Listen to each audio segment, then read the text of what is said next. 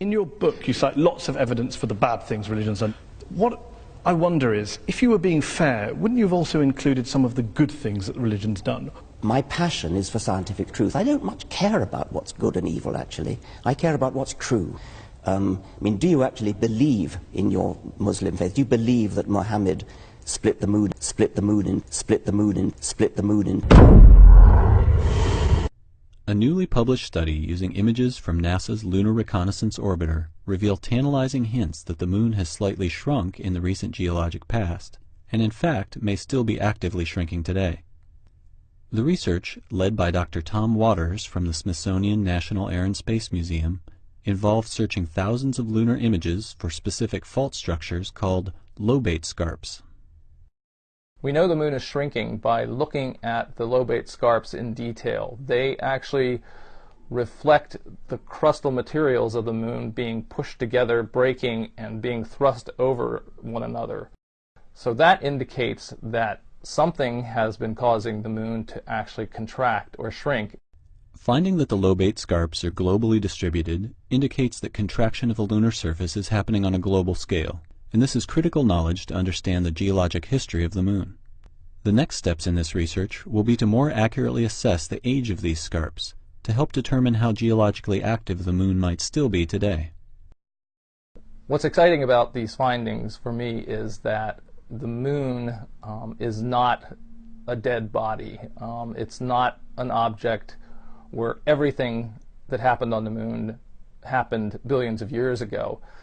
These scarps could be younger than a billion years. They could be, in fact, as young as a couple of 100 million years old, or they could be even younger than that. And that means, in geologic terms, the moon is active. My passion is for scientific truth.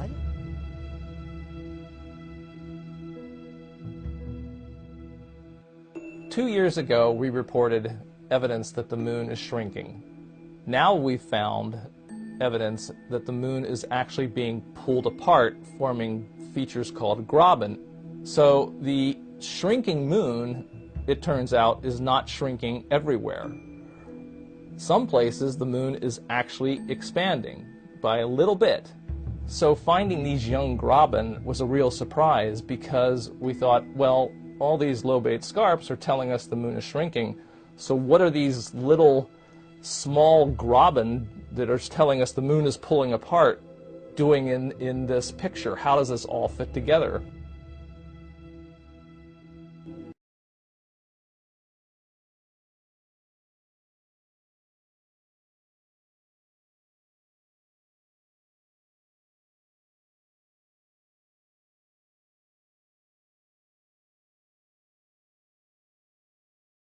بسم الله الرحمن الرحيم. اقتربت الساعة وانشق القمر وإن يروا آية يعرضوا ويقولوا سحر مستمر وكذبوا واتبعوا أهواءهم وكل أمر مستقر ولقد جاءهم من الأنباء ما فيه مزدجر حكمة بالغة فما تغني النذر.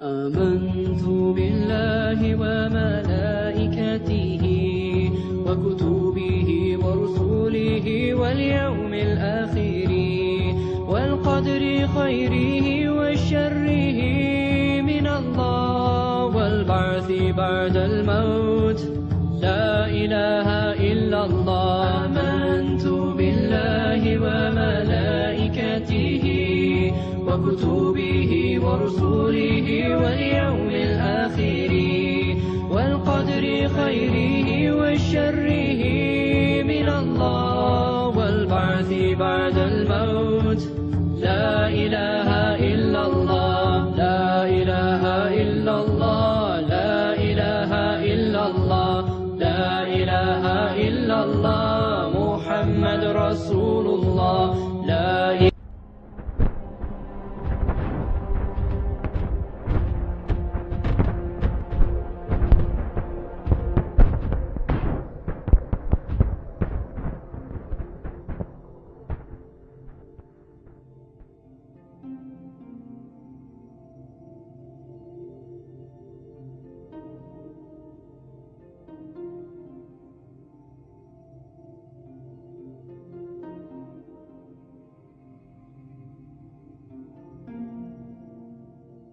All that's related to how the moon has evolved, how the moon has lost heat over its 4.5 billion year history. Most of the terrestrial planets, when they formed, were very hot, and they got so hot that they actually completely melted. When that happens, they will be in a general state of contraction because they're still hot on the inside and cooling down, and as they cool, they want to shrink.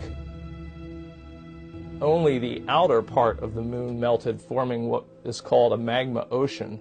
And in that model, the balance of stresses or forces that are acting on the moon would allow us to form both these small lobate scarps that show contraction, as well as these small graben that show the moon being pulled apart. One of the really exciting returns of the Lunar Reconnaissance Orbiter mission is that we've seen this now growing evidence of very young geologic activity on the moon. Many people have felt that the moon was pretty much geologically dead, and what we're finding is that that's totally wrong, that the moon appears to be geologically active now.